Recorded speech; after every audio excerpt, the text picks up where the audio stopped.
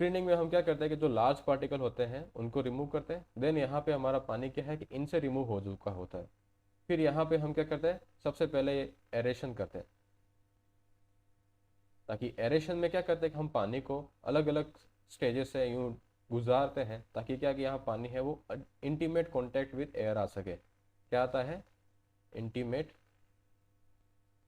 Contact with air. उससे क्या होता है कि इसके अंदर जो भी मतलब पार्टिकल या तो वो ऑक्सीडाइज हो जाएंगे या फिर वो यहाँ पे ही एयर में रिमूव हो जाएंगे। जैसे कि हमारा कार्बन डाइऑक्साइड होता है, हाइड्रोजन सल्फाइड गैस होती है, ये गैसेस क्या होती है कि पानी को जब हम इस तरह से मतलब एरेट करते हैं या पानी को एयर के कांटेक्ट में लाते हैं तो ये हमारी रिमूव हो जाती है। हमारे जो Fe और मैग्नीज आयन होते हैं, कैटायन होते हैं, ये क्या होते हैं कि पानी में जब ऑक्सीजन के साथ रिएक्शन करते हैं तो ये क्या होता है, मैग्नीज ऑक्साइड और फेरस ऑक्साइड बनाते हैं। और मैग्नीज ऑक्साइड और फेरस ऑक्साइड जो होते हैं हमारे, वो लेटर स्टेज में जब सेडिमेंटेशन करते हैं वहाँ पे हमारे रिमूव हो जाते हैं। फिर लास्ट हमारा होता था कि इसमें जो वोलेटाइल लिक्विड्स होते हैं, जैसे फिनॉल हो गया, वोलेटाइल लिक्विड्स, इन्हें हम यहाँ पे रिमूव कर सकते हैं, राइट, एरेशन के प्रोसेस के थ्रू। तो इनको हम एरेशन के थ्रू रिमूव करते हैं। देन आफ्टर फिर हम आगे प्रोसीड करते हैं किसमें, प्री क्लोरिनेशन में। प्री क्लोरिनेशन प्री क्लोरिनेशन की रिक्वायरमेंट हमारी तब होती है जब पानी में एल्गल ग्रोथ जो होती है वो ज़्यादा रहती है। जैसे हमारा सरफेस वाटर है, स्टेडी सरफेस वाटर, जैसे हमारा लेक हो गया, लेक, रिजर्वायर, वहाँ से जब हम पानी निकालते हैं तो वहाँ पे क्या है, हमारा सरफेस वाटर स्टेडी है, तो यहाँ पे एल्गल ग्रोथ होने के चांसेस भी क्या होते हैं, ज़्यादा रहते हैं। जब इस पानी को हम यूज़ करते हैं तो यहाँ पे हम इस एल्गी का पानी के साथ आने से क्या है कि इसमें बैक्टीरियल और माइक्रो ऑर्गेनिजम्स भी होते हैं, तो ये पानी को प्रदूषित करते हैं। तो हम क्या करते हैं कि इनको यहीं पे रिमूव करने के लिए हम क्या करते हैं, प्री क्लोरिनेशन करते हैं। तो यहाँ पे हम प्री क्लोरिनेशन में क्लोरीन का डोज डालते हैं 2 से 5 मिलीग्राम पर लीटर। ओके, इस डोज के साथ भी अगर हमारा एल्गल ग्रोथ कंट्रोल में नहीं आ रहा तो हम कॉपर सल्फेट का सॉल्यूशन के साथ भी इसको ट्रीट करते हैं। यहाँ पे एल्गी की ग्रोथ ज़्यादा है और यहाँ पे पानी जो है वो हमारा हाईली टर्बिड है, राइट। यहाँ पे पार्टिकल में मतलब सस्पेंडेड पार्टिकल की क्वांटिटी ज़्यादा है, तो हम क्या करते हैं, इसमें प्री सेडिमेंटेशन करते हैं, उसके बाद हम प्री क्लोरिनेशन करते हैं। ऐसा क्यों करते हैं कि अगर हमारा पानी ज़्यादा टर्बिड है तो ये पार्टिकल के पीछे की तरफ हमारे जो टर्बिड पार्टिकल है या फिर सस्पेंडेड पार्टिकल है, ये इन माइक्रो ऑर्गेनिजम्स को क्या है, ये शील्ड प्रोवाइड कराता है, और हमारा जो ट्रीटमेंट है क्लोरिनेशन के थ्रू वो प्रॉपरली नहीं हो पाता है। इसलिए इससे पहले हम, अगर टर्बिड वाटर है तो प्री सेडिमेंटेशन करके हम क्लोरिनेशन करते थे। देन आफ्टर जो हम पढ़ रहे थे, आज का टॉपिक क्या था, सेडिमेंटेशन। सेडिमेंटेशन सेडिमेंटेशन में हम क्या करते हैं कि सेडिमेंटेशन में जो पानी में सस्पेंडेड पार्टिकल होते हैं, जिनकी साइज हमारी क्या होती है, ज़्यादा रहती है, राइट, कंपेरेटिवली ये क्या होते हैं, कोर्स होते हैं। तो इन सस्पेंडेड पार्टिकल को हम क्या करते हैं, पानी से अंडर ग्रेविटी एक्शन रिमूव करते हैं। मतलब सिंपली हम पानी के अंदर थोड़ी रेत डाल दी, उसको मिक्स कर दिया, तो वो पानी में जो रेत suspended through out the medium रहती है, तो वो क्या है कि कुछ टाइम तक पानी को ऐसे ही छोड़ देंगे तो वो रेत के टुकड़े जो है, वो कंकड़ है, वो क्या है, यहाँ पे सेटल हो जाएंगे, राइट। तो ये किस तरह से सेटल होते हैं, हमारे अंडर एक्शन ऑफ ग्रेविटी। तो सेडिमेंटेशन में हम क्या करते हैं कि सस्पेंडेड पार्टिकल को अंडर एक्शन ऑफ ग्रेविटी हम क्या करते हैं, सेटल कराते हैं, और फिर यहाँ पे हम रिमूव कर देते हैं सक्शन के थ्रू, और इस पानी को आगे हम ट्रीटमेंट प्रोसेस में ले जाते हैं। तो सेडिमेंटेशन जो प्रोसेस होता है ये हमारा 2 तरीके का होता है। सेडिमेंटेशन ये हम 2 तरीके से कर सकते हैं, और ये डिपेंड करता है हमारा पार्टिकल कैसा है। अगर हमारा पार्टिकल कोर्स है तो कोर्स पार्टिकल को हम प्लेन सेडिमेंटेशन के थ्रू ही ट्रीट कर सकते हैं। प्लेन सेडिमेंटेशन मतलब क्या होता है कि सिंपली उस पानी को हम यहाँ पे इस रिजर्वायर या इस टैंक में कुछ टाइम तक हम इसको स्टोर रखेंगे। स्टोर रखने के बाद यहाँ पे जो सस्पेंडेड पार्टिकल है ये ग्रेविटी के एक्शन के थ्रू यहाँ पे सेटल हो जाएंगे, और फिर हम इसको रिमूव कर देते हैं। ये हम प्लेन सेडिमेंटेशन के प्रोसेस को कहते हैं। ओके, दूसरा होता है जब हमारे पार्टिकल कैसे है, पार्टिकल हमारे फाइन है। जो फाइन कोएगुलेंट पार्टिकल होते हैं तो इनको रिमूव हम सीधा नहीं कर सकते। जो फाइन कोलोइडल पार्टिकल जब सेडिमेंटेशन में रहते हैं तो क्या होता है कि इनकी जो बहुत ही फाइन होते हैं ये, ओके, तो इनकी स्पेसिफिक वेट जो होता है या फिर इन पार्टिकल्स का वेट या डेंसिटी इतनी ज़्यादा नहीं होती है कि ये अंडर एक्शन ऑफ ग्रेविटी हमारे क्या हो पाए, सेटल हो पाए, राइट। तो इसमें हम कुछ केमिकल डालते हैं। क्या डालते हैं? केमिकल। ये केमिकल क्या करते हैं? ये केमिकल हमारे इन पार्टिकल्स को एक सरफेस प्रोवाइड कराते हैं। ये जो केमिकल है ये इन पार्टिकल को एक सरफेस प्रोवाइड कराते हैं और इस सरफेस के चारों तरफ ये पार्टिकल्स क्या हो जाते हैं, हमारे अटैच हो जाते हैं। और इनके अटैचमेंट से ये जो हैवी पार्टिकल होता है उसको हम फ्लॉक कहते हैं। क्या कहते हैं? फ्लॉक। और फ्लॉक का फॉर्मेशन होता है। ओके, तो इन फ्लॉक के फॉर्मेशन के कारण क्या होता है कि इसकी डेंसिटी हमारी क्या होती है, इंक्रीज हो जाती है, राइट। डेंसिटी इंक्रीज हो जाती है और इस इंक्रीज डेंसिटी के कारण ये पार्टिकल फिर हैवी पार्टिकल बनते हैं और ये हैवी पार्टिकल क्या है, हमारे सेटल हो जाते हैं। तो इस प्रोसेस को हम क्या कहते हैं? Sedimentation with coagulants. क्या कहते हैं? Sedimentation with coagulation. Coagulation, okay. Coagulation का मतलब क्या होता है? ये जो केमिकल होता है उसको हम क्या कहते हैं? हमारा कोएगुलेंट। कोएगुलेंट। कोएगुलेंट का मतलब क्या होता है कि पार्टिकल को एग्रीगेट करता है, पास में लाता है, हेवी डेंस फ्लॉक बनाता है, फिर हम उसको सेटल करते हैं। तो बात ये आती है कि ये पार्टिकल में हमें केमिकल डालने की आवश्यकता क्यों पड़ती है? क्या ये पार्टिकल अपने आपस में ही सेटल नहीं हो पाते हैं? तो इसका कारण होता है कि जो पार्टिकल होते हैं, फाइन पार्टिकल है, बहुत ही फाइन है, उसको हम अगर जूम करके देखें, इन पार्टिकल के चारों तरफ क्या होता है? नेगेटिव आयन होता है। नेगेटिव आयन मतलब ये एनायनिक होते हैं, राइट। तो इस नेगेटिव आयन के कारण क्या है, इसके चारों, जैसे ये नेगेटिव आयन का क्लाउड है, इस पार्टिकल के भी चारों तरफ हमारा नेगेटिव आयन का क्लाउड है, राइट। इस पार्टिकल के भी चारों तरफ क्या है? नेगेटिव आयन का क्लाउड है। तो जब सेम चार्ज की डेंसिटी अगर चारों तरफ होगी तो ये क्या होगा? पार्टिकल एक दूसरे को क्या करेंगे? रिपल्सिव फोर्स क्रिएट करेंगे। क्या करेंगे? ये रिपल्सिव फोर्स क्रिएट होगा। यहाँ पे ये पार्टिकल एक दूसरे से अलग होंगे, राइट। रिपल्सिव फोर्स होगा, रिपल्सिव फोर्स।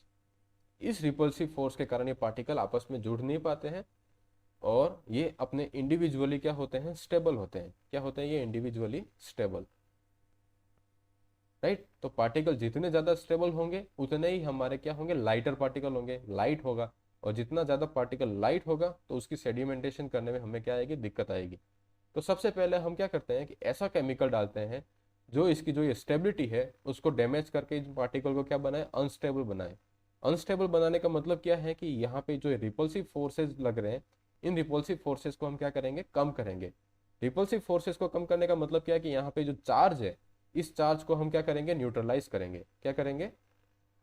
हम चार्ज को न्यूट्रलाइज करेंगे। जैसे चार्ज हमारा न्यूट्रलाइज हो गया, राइट, चार्ज जैसे ही हमारा न्यूट्रलाइज हो गया, ये पार्टिकल क्या होंगे? इस कोएगुलेंट हमारा क्या होता है? हैवी कैटायनिक होता है, मतलब हैवी वैलेंसी का कैटायनिक होता है, जैसे एल्यूमिनियम Al3+ हो गया। तो ये एक सरफेस प्रोवाइड कराएंगे और इसके चारों तरफ ये पार्टिकल क्या होंगे? हमारे अटैच हो जाएंगे। और यहाँ पे जब इस पार्टिकल के चारों तरफ अटैच हो जाएंगे तो ये हमारा हैवी फ्लॉक बनाएगा और इस हैवी फ्लॉक को हम रिमूव कर देते हैं, राइट। तो यहाँ पे जो ये जितना ज़्यादा स्टेबल होता है इसको मेजर करते हैं हम इसके जीटा पोटेंशियल के साथ। ओके, पार्टिकल हमारा क्या होता है? जिसके चारों तरफ हमारे नेगेटिव चार्जेस होते हैं। जितनी ज़्यादा नेगेटिव चार्ज की डेंसिटी होती है उसको हम मेजर करते हैं जीटा पोटेंशियल से। जीटा पोटेंशियल हमारा क्या शो करता है कि पार्टिकल कितना स्टेबल है। Okay, it shows the stability of particle.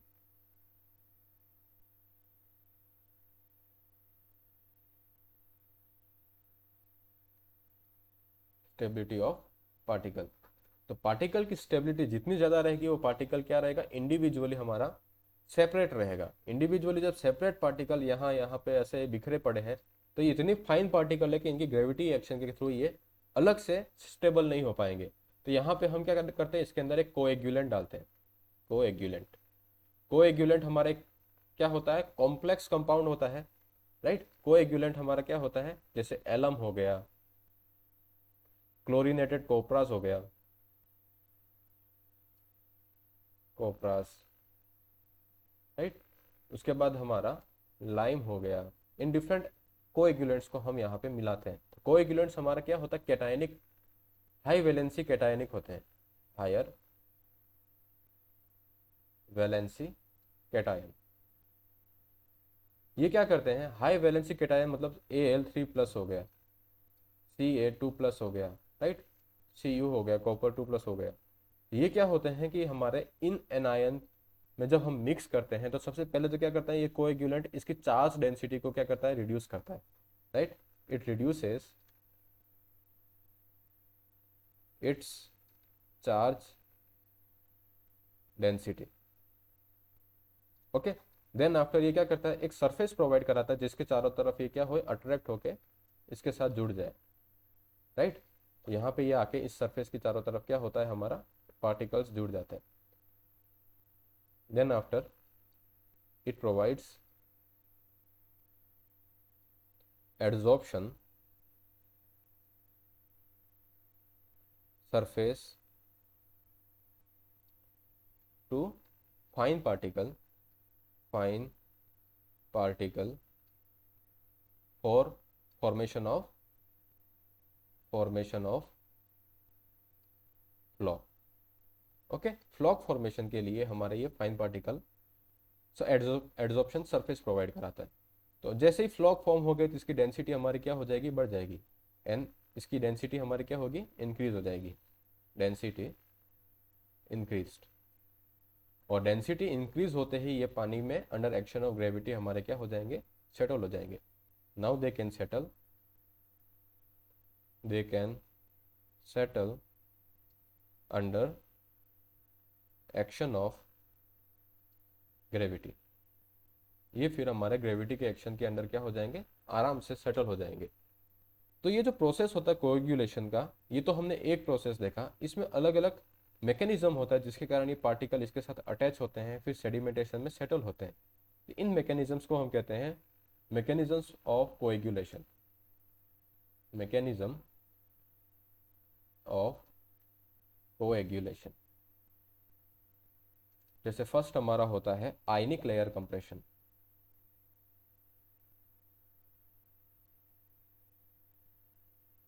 आपको इन मैकेनिज्म्स के नाम पता होने चाहिए, ओके। और सेकंड है एडजॉर्प्शन एंड चार्ज न्यूट्रलाइजेशन, जो हमने अभी देखा है, adsorption and charge neutralization. Third हमारा होता है स्वीप के कोएगुलेशन, स्वीप कोएगुलेशन, ओके। चौथा हमारा होता है इंटर पार्टिकल ब्रिजिंग, राइट। इन चार मैकेनिज्म के थ्रू हम क्या करते हैं, हमारा कोएगुलेशन, और हम हैवी फ्लॉक्स फॉर्म कराते हैं। इन हैवी फ्लॉक्स के फॉर्मेशन से फिर हमारा पार्टिकल क्या होता है, सेटल होता है under action of gravity, right. तो फिर हम अलग अलग कोएगुलेंट्स कौन कौन से डालते हैं, इनको कितनी मात्रा में डाला जाता है, इन सभी चीज़ों को देखते हैं। आपको यहाँ तक समझने में कोई दिक्कत है तो आप अभी पूछ सकते हो। किस तरह से हमारा कोएगुलेशंस के साथ हमारा सेडिमेंटेशन होता है, ये प्रोसेस आपको समझ में आया?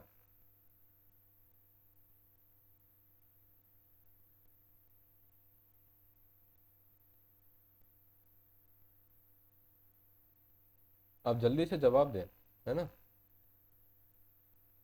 आपको कोएगुलेशन का प्रोसेस समझ में आया ना, किस तरह से हमारे पार्टिकल एक दूसरे पे ब्रीज करते हैं और हम उसको ग्रेविटी के थ्रू रिमूव करते हैं, ओके।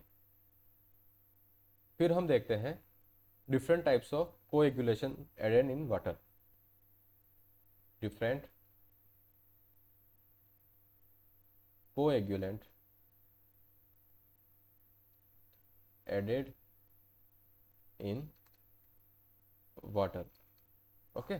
पानी में मिलाए गए फर्स्ट कोएगुलेंट हमारा होता है जैसे एलम, एलम को हम फिटकरी भी कहते हैं, राइट। सेकंड हमारा होता है कोपरास, ओके, कोपरास। फिर होता है, मतलब ये क्या होता है, कोपरास को हम फेरस सल्फेट भी कहते हैं, क्या कहते हैं, फेरस सल्फेट। थर्ड है क्लोरीनेटेड कोपरास,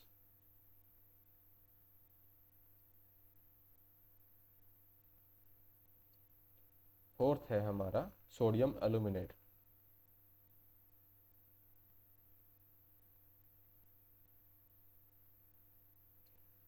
और लास्ट हमारा है लाइम। हम इन कुछ कोएगुलेंट्स को जनरली यूज करते हैं, मोस्ट ऑफ टाइम हम एलम यूज करते हैं, और हमारा अगर रो वाटर है या सीवेज वाटर है तो वहां पे हम क्लोरीनेटेड कोपरास को यूज करते हैं, राइट।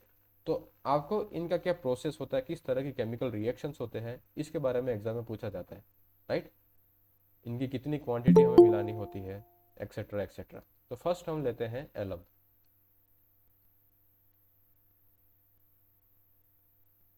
ओके, तो एलम का जो केमिकल फॉर्मूला होता है वो क्या होता है हमारा, Al2SO4 whole thrice dot 18H2O, right. ये इसका क्या होता है हमारा केमिकल फॉर्मूला होता है,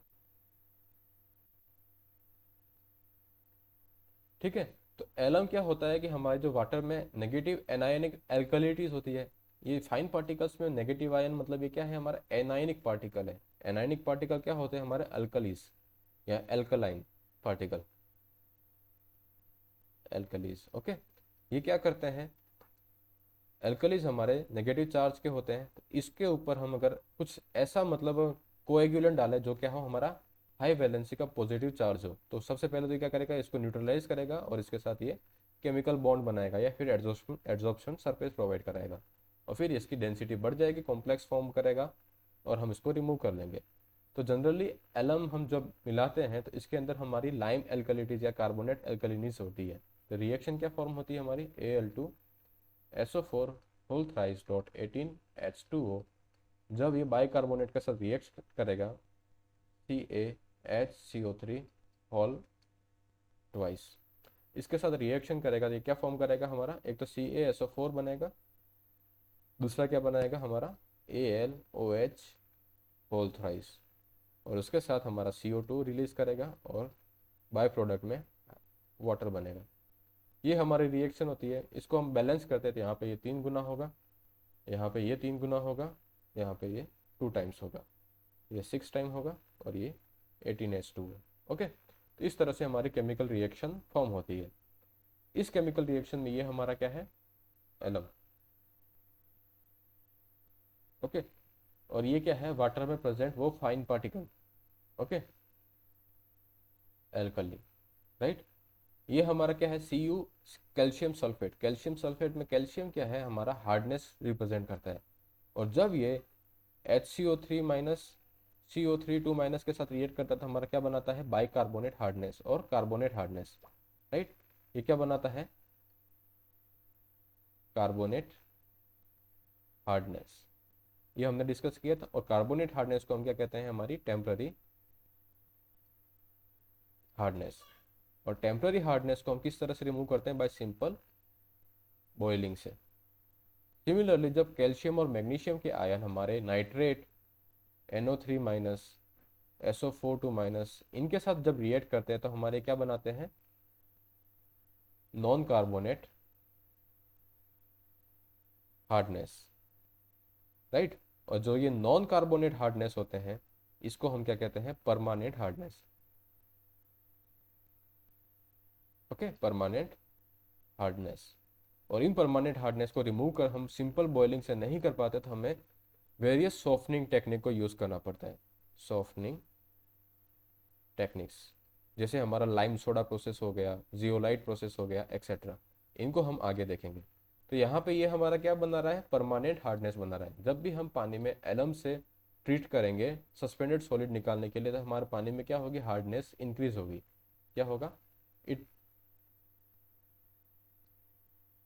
हार्डनेस, राइट। और AlOH होल थ्राइस हमारा क्या होता है, पीपीटी फॉर्म करता है, जिलेटिनियस पीपीटी फॉर्म होता है, प्रेसिपिटेट करता है, ओके। इसमें जो कार्बन डाइऑक्साइड है ये तो हमारी एयर में रिमूव हो जाएगी और हाइड्रोजन का हमारा वाटर का एक बाय प्रोडक्ट बनेगा। तो एलम मिलाने से हमारे पानी के अंदर प्रेजेंट जो सस्पेंडेड पार्टिकल है ये हाइड्रोक्साइड और एल्यूमिनियम हाइड्रोक्साइड बना के हमारे क्या होते हैं, रिमूव होते हैं, राइट। इस टाइप का कॉम्प्लेक्स ये कंपाउंड फॉर्म करते हैं, और इस तरह से हम इसको रिमूव कर देंगे तो पानी में जो फाइन पार्टिकल है वो हमारे रिमूव हो जाते हैं, ओके। तो इसमें हमारा क्या होता है प्रोसेस में, एलम, एलम की क्वांटिटी हमारी कितनी है, ये कितना है, 1 मोल है, राइट। 1 मोल एलम अगर हम मिलाते हैं पानी में तो उससे हमारे कितनी एल्कलिनिटी या फिर कितने फाइन पार्टिकल रिमूव होते हैं, हमारे 2 mole of hydroxide, aluminium hydroxide, 2 mole of aluminium hydroxide. इसको मैं रिमूव करता हूँ।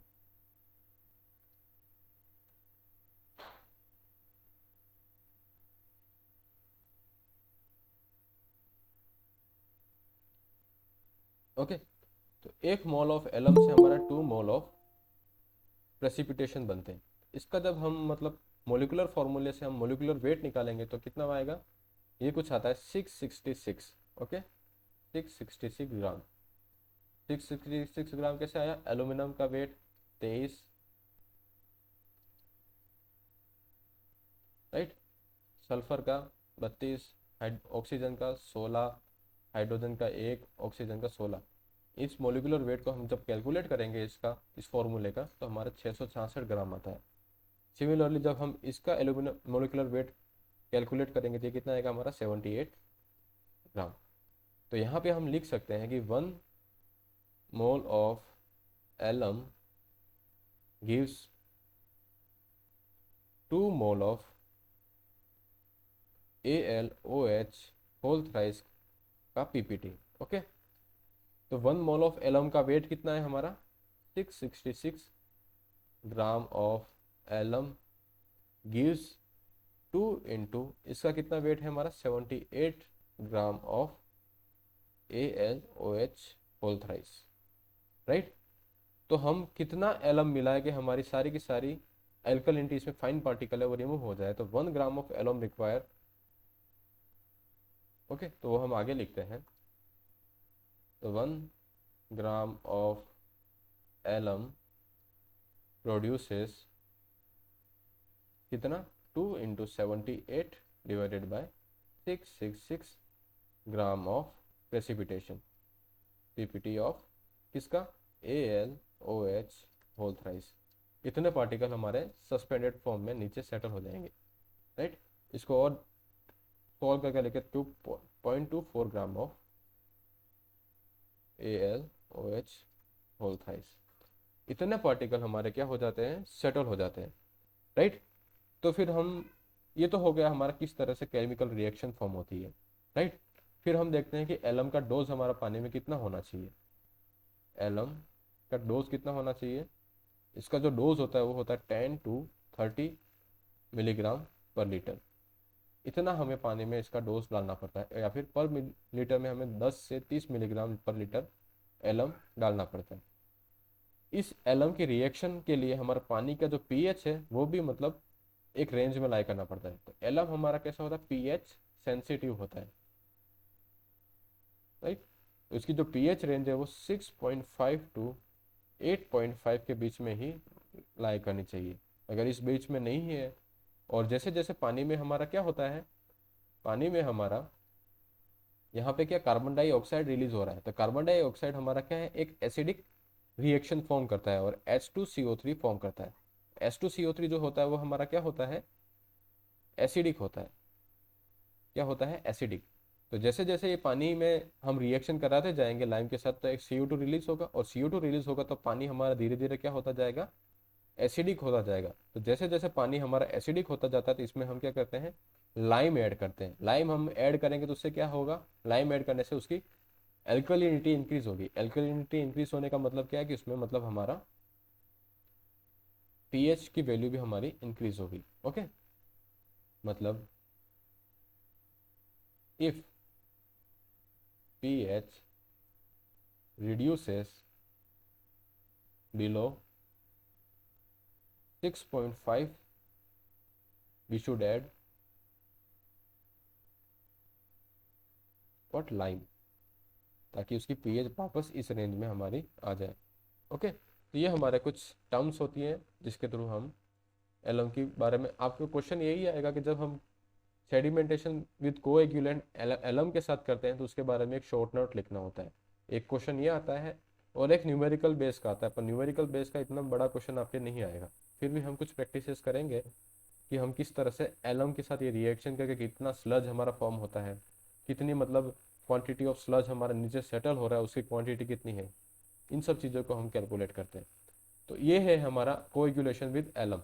इसकी केमिकल रिएक्शन, इसमें हम किस किस कंडीशंस को ध्यान में रखते हैं। हमारा पीएच सेंसिटिव होता है तो पीएच हमारे 6.5 से 8.5 के बीच में लाई करती है।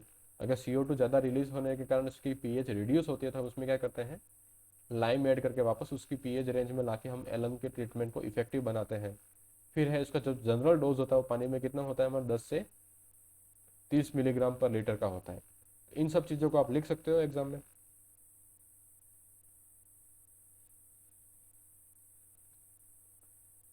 आया बात समझ में? Yes sir. ओके। अब अगला हमारा कोएगुलेंट होता है जिसे हम कोपरास कहते हैं। ओके।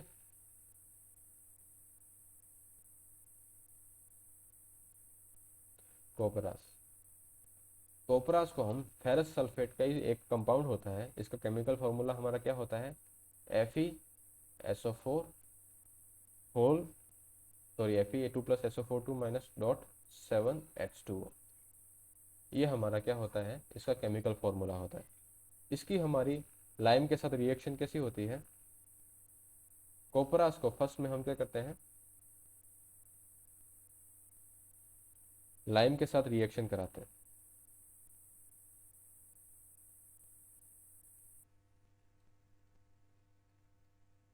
इससे हमारी रिएक्शन फॉर्म होती है FeSO4.7H2O।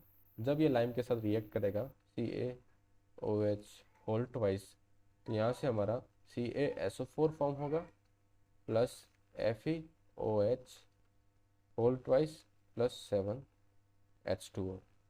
ठीक है। देन आफ्टर हमारा क्या होता है, हम बाइकार्बोनेट आयन के साथ इसकी रिएक्ट कराते हैं।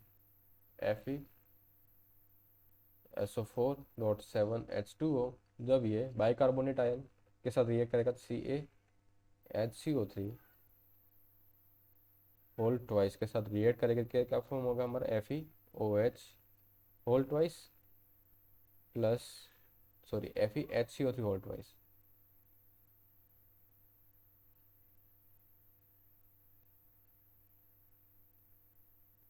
FeHCO3 whole twice plus CaSO4 plus 7H2। ये रिएक्शन फॉर्म होती है। यहाँ पे FeHCO3 होल ट्वाइस है, इसको जब हम वापस लाइम के साथ रिएक्ट कराते हैं तो FeHCO3 whole twice plus 2 times of CaOH whole twice के साथ रिएक्ट करने के बाद ये क्या बनाता है हमारा, FeOH whole twice plus 2 times of CaCO3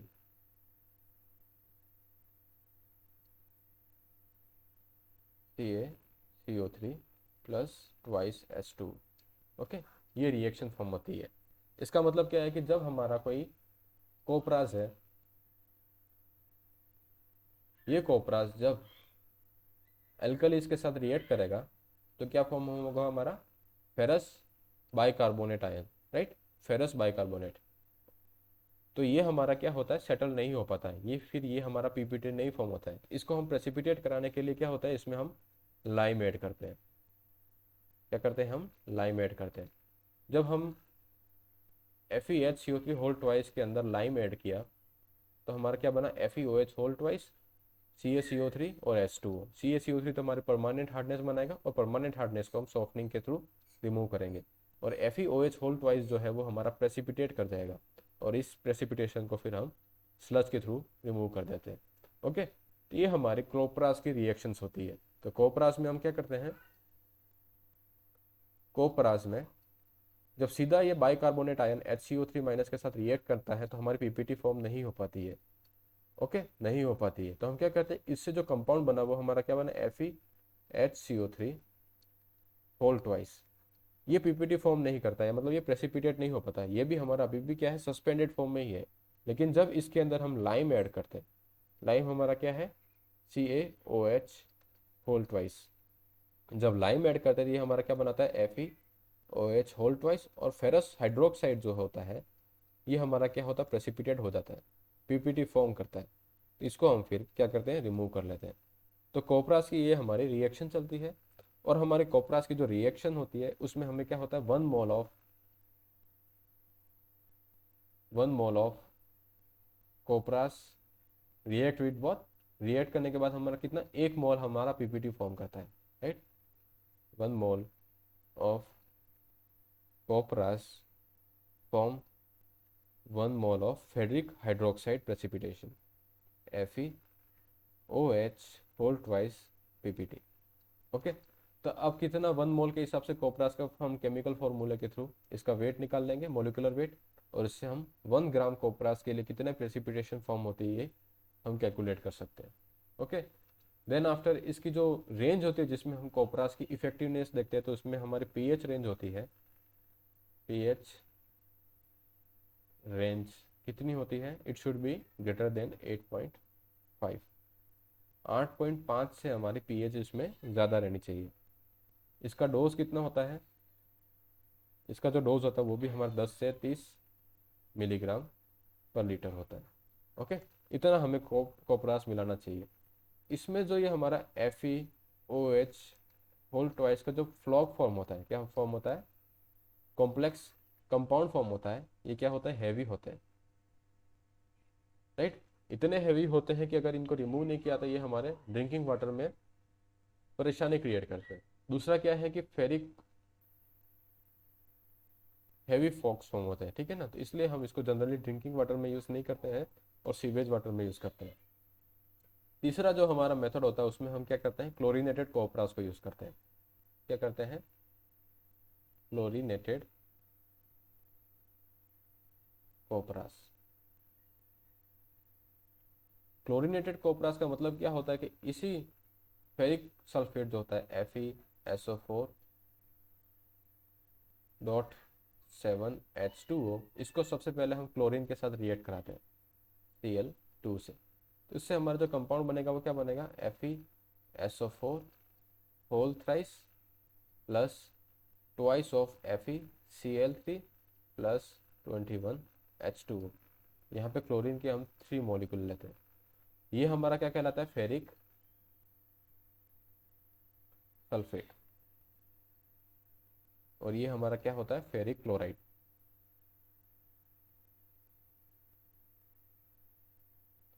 ठीक है, ये दोनों हमारे जो कंपाउंड फॉर्म हुए हैं, ये दोनों हमारे वाटर में प्रेजेंट एल्कलिनिटीज या लाइम है उसके साथ रिएक्ट करते हैं और प्रेसिपिटेशन फॉर्म करते हैं, राइट। इससे हमारा क्या है कि कोपरास की जो इफेक्टिवनेस होती है वो क्या होती है, बढ़ जाती है।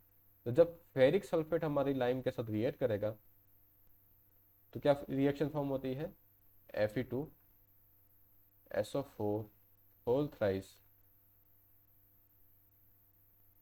Plus 3 times of CaOH whole twice. तो इससे हमारा क्या बनता है, CaSO4 plus FeOH whole twice. इसको हम रिमूव कर देते हैं, यहाँ पे ये 2 टाइम्स होगा और ये 3 टाइम्स होगा, ये रिएक्शन फॉर्म होगी। तो यहाँ पे हमारा 2 मोल्स ऑफ फेरस हाइड्रोक्साइड की पीपीटी फॉर्म होती है।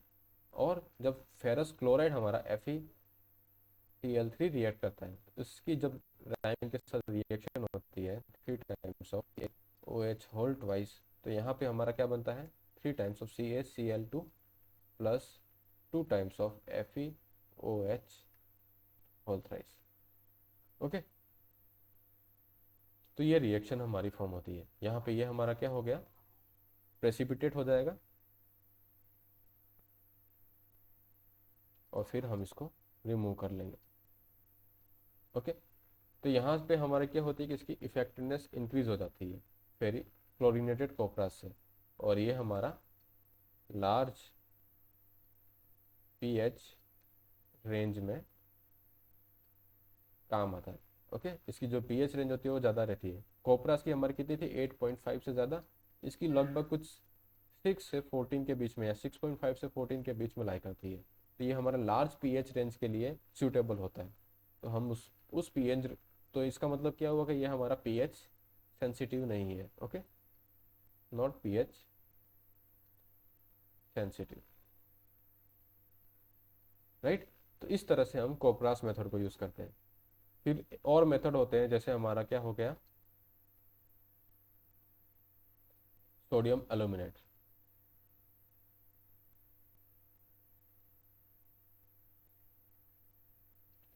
सोडियम एल्यूमिनेट को हम Na2Al2O4,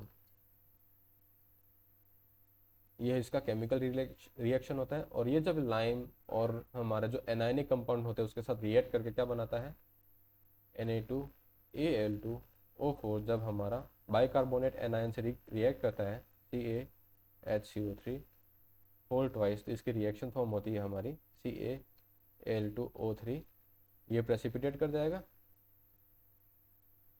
प्लस Na2CO3, ये एल्कलीस फॉर्म होती है, कार्बन डाइऑक्साइड रिमूव होता है और H2 की रिएक्शन फॉर्म होती है। ठीक है ना, यहाँ पे ये प्रेसिपिटेट करता है। इसकी जो पीएच रेंज होती है ये हमारे क्या होती है 6 to 8.5 के बीच में ला करती है। ठीक है ना, और इसके बारे में बस आपको इतना पता होना चाहिए, राइट। तो इस तरह के हम कोएगुलेंट्स को यूज़ करके पानी में क्या करते हैं, फाइन पार्टिकल को रिमूव करते हैं, राइट। तो इन कोएगुलेंट्स के बारे में अगर शॉर्ट नोट आएगा तो आप लिख सकते हो। आपको ये रिएक्शन किस तरह से हो रही है वो पता होना चाहिए, इसकी पीएच रेंज कितनी होती है जिसके बीच में ये रिएक्ट करता है, और इसका जनरल डोज कितना होता है ये हमें पता होना चाहिए। ओके, कुछ समझ में आ रहा है आपको? सिंपल केमिस्ट्री की तरह हमें रिएक्शन पता होना चाहिए कि अगर कोपरास है तो पानी में फाइन पार्टिकल हमारे क्या होते हैं, एल्कलाइन होते हैं, नेगेटिव चार्ज होता है। तो नेगेटिव चार्ज के एल्कलाइन हमारे bicarbonate, hydroxide, OH minus, SO4 2 minus, कोई भी हो सकते हैं। इनके साथ जब ये रिएक्शन करते हैं तो ये एक heavy dense complex floc form करते हैं। इन फ्लॉक्स को फिर हम क्या करते हैं, ग्रेविटी के थ्रू रिमूव करते हैं। तो राइट, तो मैंने एक एक रिएक्शंस के ये एग्जांपल लिखे हैं। कहीं पे बाइकार्बोनेट रिएक्शन हो रही है, कहीं पे कार्बोनेट के साथ रिएक्शन हो रही है, कहीं सल्फेट के साथ रिएक्शन हो रही है, और किस किस पीएच रेंज में क्या क्या इफेक्टिवनेस होती है ये हमें पता है। एलम को जनरली हम ड्रिंकिंग वाटर के लिए यूज़ करते हैं, कोपरास को हम रो वाटर और सीवेज वाटर के लिए यूज़ करते हैं। ओके, मोस्टली हमारे ये दोनों यूज़ हमें आते हैं। तो आपको ये पता चल गया कि इस तरह से हम इस रिएक्शन को प्रोसीड कराते हैं और क्या क्या इसकी मतलब कंडीशंस होती है। इसको समझने में किसी को कोई डाउट है तो पूछें।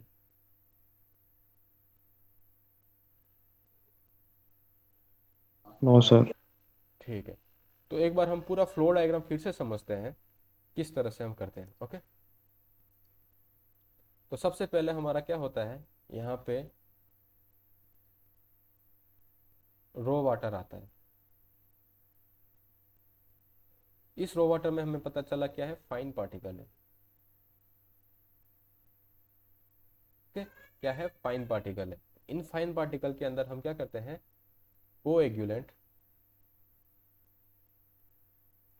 क्या करते हैं, मिक्स करते हैं, या फिर हम कोएगुलेंट को इसमें फीड करते हैं। ठीक है, इसके बाद फिर हम क्या करते हैं, एक चैम्बर के अंदर इस फैन के थ्रू हम इसको क्या करते हैं,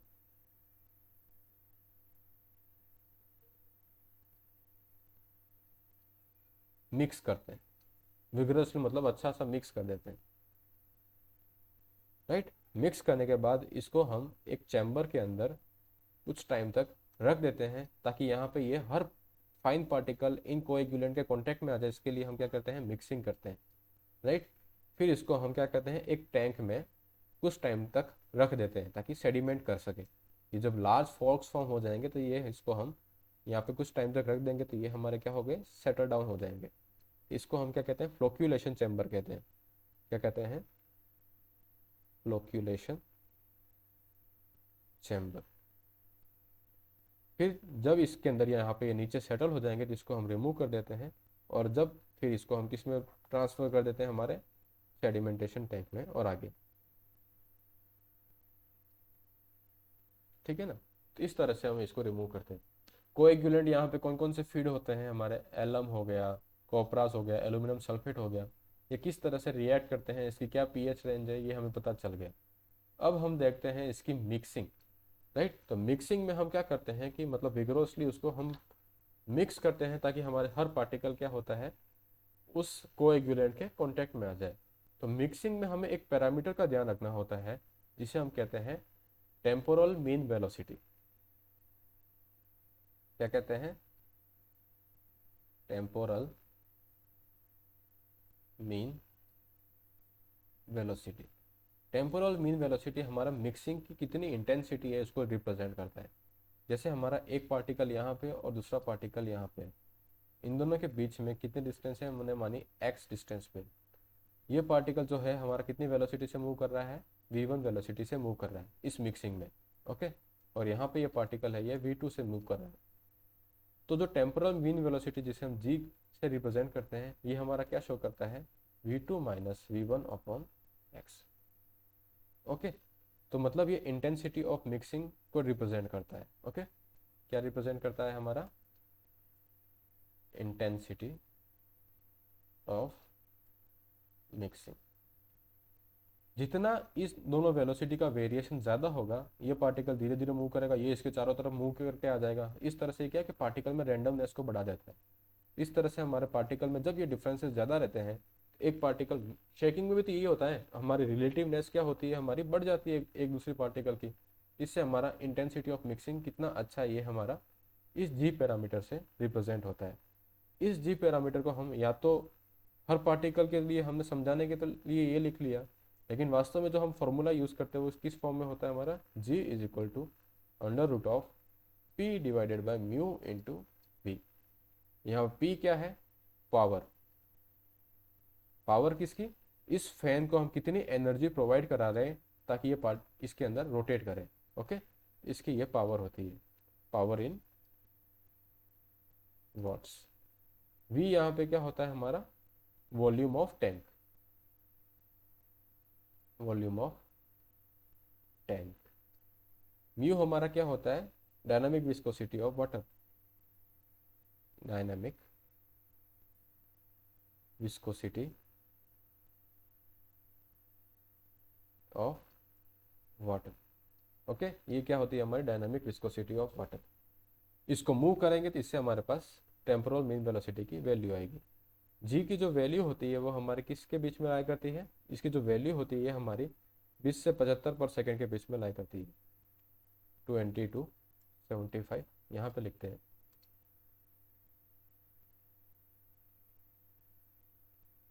जी की वैल्यू जो होती है वो 20 से 75 पर सेकेंड के बीच में लाया करती है। ओके, और इसमें एक डिटेंशन टाइम होता है, जितने टाइम तक इसको हम क्या करते हैं, मिक्स करते हैं। तो इस डिटेंशन टाइम की जो वैल्यू होती है ये हमारी 30 से 60 सेकंड होती है। 30 से 60 सेकंड तक हम इसको क्या करते हैं, मिक्स करते हैं।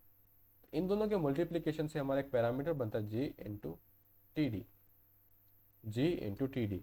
इसे हम क्या कहते हैं, कॉन्जुगेट या फिर कॉन्जुगेशन अपॉर्चुनिटी।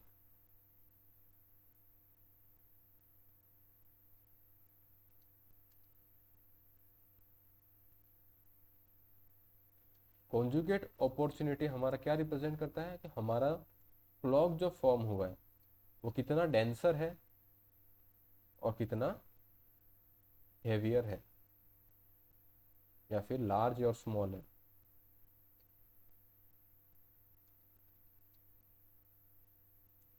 लार्ज है या फिर स्मॉल है। ओके, इनके कॉम्बिनेशन से।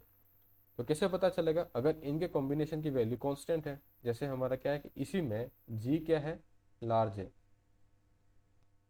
और टी क्या है, टी डी हमारा क्या है, स्मॉल है, तो हमारा फ्लॉक कैसा फॉर्म होगा, डेंस फॉर्म होगा।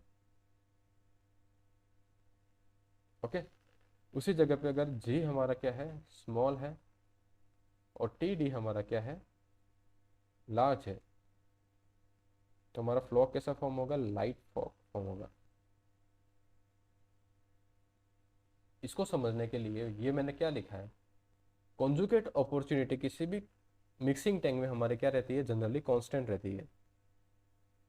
ओके, कांस्टेंट रहती है, तो यहाँ पे ये जो ये ऊपर सी ओ है, ये वैल्यू किसके ऊपर डिपेंड करता है, हमारा जी और टी डी के ऊपर। राइट, जी और टी डी के ऊपर डिपेंड करता है।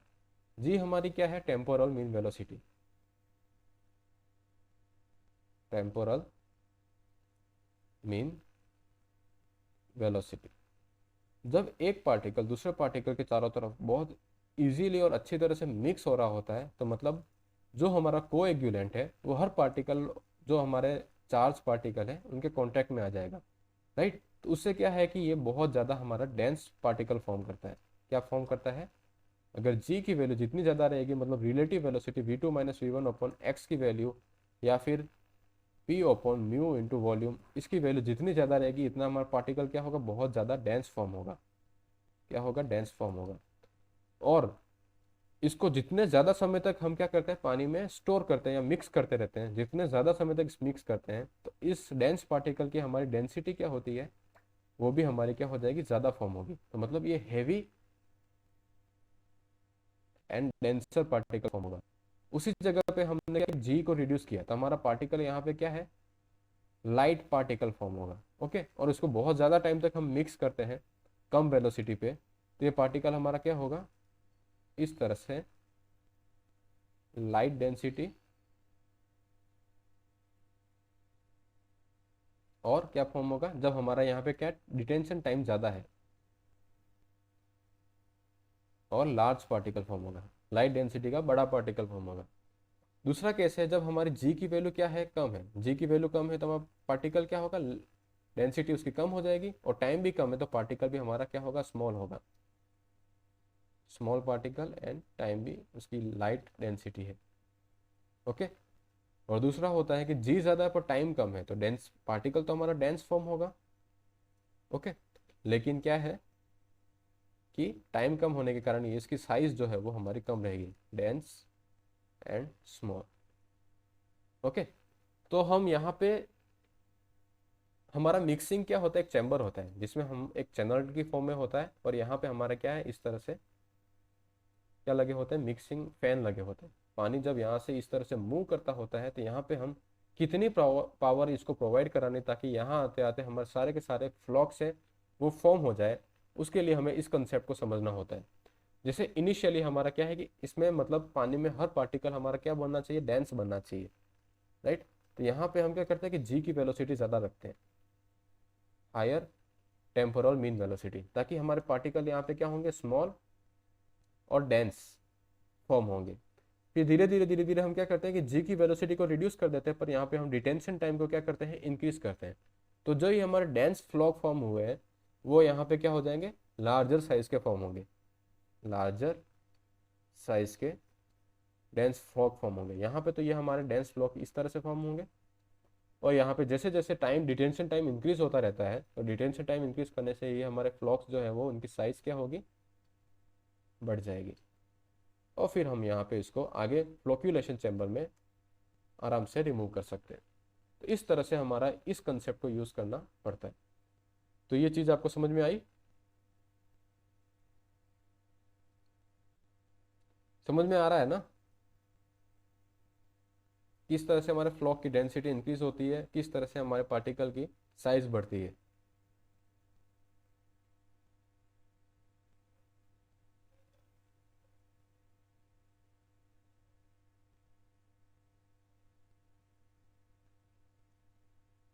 थोड़ा बहुत भी समझ में आ रहा है? Yes sir. ओके। तो फिर हम जी की वैल्यू को कैलकुलेट कैसे करते हैं, कैलकुलेशन ऑफ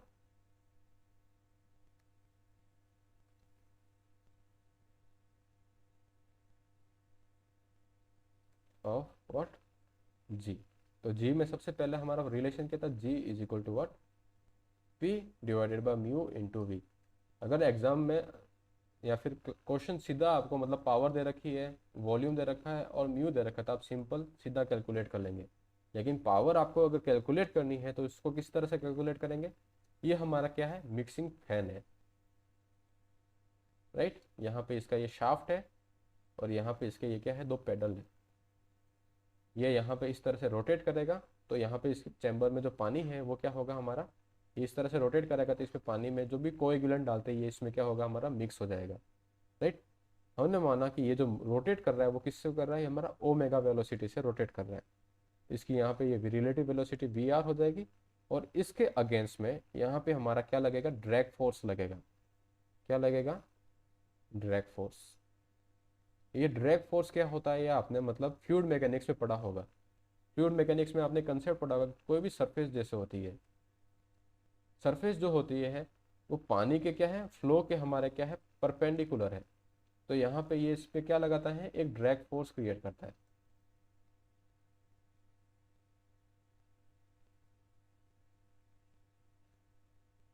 ओके। और इस फ्लो में जब ये सरफेस है वो प्रोपोर्शनली अगर परपेंडिकुलर नहीं रखी है, इस तरह से हमारी इंक्लाइन है, तो यहाँ पे ये वाटर क्या है, इसके नीचे से जाएगा और ये इसको क्या करेगा, लिफ्ट लगाएगा। तो एक लिफ्ट फोर्स जनरेट होता है।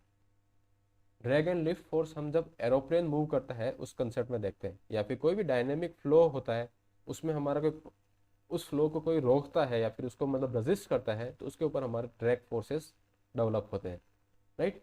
तो ड्रैग फोर्स का कंसेप्ट यही होता है कि जैसे हमारा यहाँ पे क्या है, इस शाफ्ट को जैसे हम रोटेट कराएंगे तो पानी में यहाँ पे क्या, ये पंखुड़ियाँ होगी, ये पेडल क्या होगी, पानी को इस तरह से फ्लो कराएगी। तो मतलब यहाँ पे पानी का इसके ऊपर सरफेस पे जो फोर्स लगेगा वो किस फॉर्म में लगेगा, ड्रैग फोर्स की फॉर्म में लगेगा। ओके। तो इस ड्रैग फोर्स को हम कैलकुलेट किस तरह से करते हैं, तो हम पहले पावर इक्वल टू लिखते हैं। पावर इक्वल टू क्या होता है, drag force into relative velocity of, relative velocity of impeller and fluid. Impeller मतलब ये जो फ्लूइड के पंखुड़ियाँ है वो, ओके। फ्लूइड जो मतलब वाटर है हमारा। Power P is equal to क्या हो जाएगा, FD इंटू VR। ओके। और यहाँ पे VR हमारा क्या है,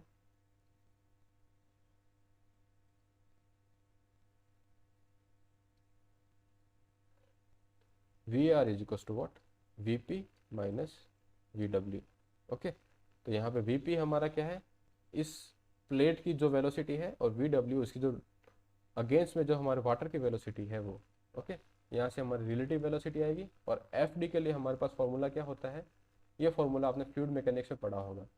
FD is equal to what, CD into rho W AP into VR का स्क्वायर अपॉन 2। CD हमारा क्या होता है यहाँ पे, ड्रैग कोफिशिएंट। CD क्या होता है, ड्रैग कोफिशिएंट, जिसकी वैल्यू लगभग 1.8 के बराबर रहती है। ओके। इससे हमारा FD आएगा। VR की वैल्यू हम रिलेटिव वेलोसिटी ऑफ इस इम्पेलर विद वाटर हम निकालेंगे। AP हमारा यहाँ पे क्या होता है, cross sectional area of this plate. AP हमारा क्या है, area of plate, and VR is what, relative velocity.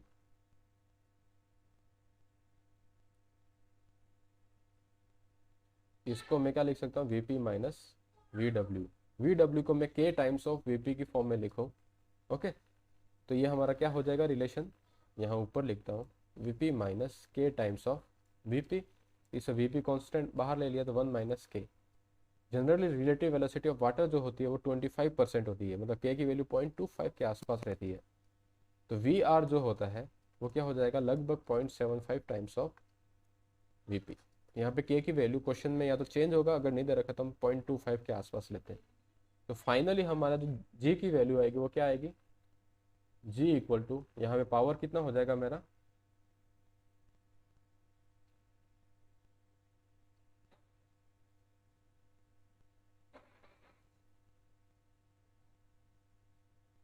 Power क्या हो जाएगा, CD into rho W AP into VR का क्यूब हो जाएगा स्क्वायर, और VR एक यहाँ पे डिवाइडेड बाय 2। ये तो हो गया power divided by dynamic viscosity into volume of tank. ये हमारा फाइनल G का फॉर्मूला होता है। ओके। अब हम देखते हैं कि मिक्सर का डिज़ाइन क्राइटेरिया क्या होता है। Design criteria, okay. Design criteria में हमारी डेप्थ ऑफ जो टैंक होती है ये हमारी कितनी होती है, 3 to 5 metre. Then after detention time कितना होता है, फ्लोक्यूलेशन चैम्बर का जो डिटेंशन टाइम होता है, टाइम ऑफ फ्लोक्यूलेशन चैम्बर, ये हमारा कितना होता है 10 से 30 मिनट का। रिटेंशन टाइम TD जो मिक्सिंग का था वो हमारा 30 से 60 सेकंड का था, वो मिक्सर का था। ये किसका है? फ्लोक्यूलेशन चैम्बर का है। ओके। और मिक्सर में जब हमारा एरिया ऑफ पेडल जो होता है वो total cross sectional area of tank का कितना 10 से 25% होता है। मिक्सर में जो एरिया ऑफ पेडल AP होता है वो क्या होता है 10 to 25% of cross sectional area of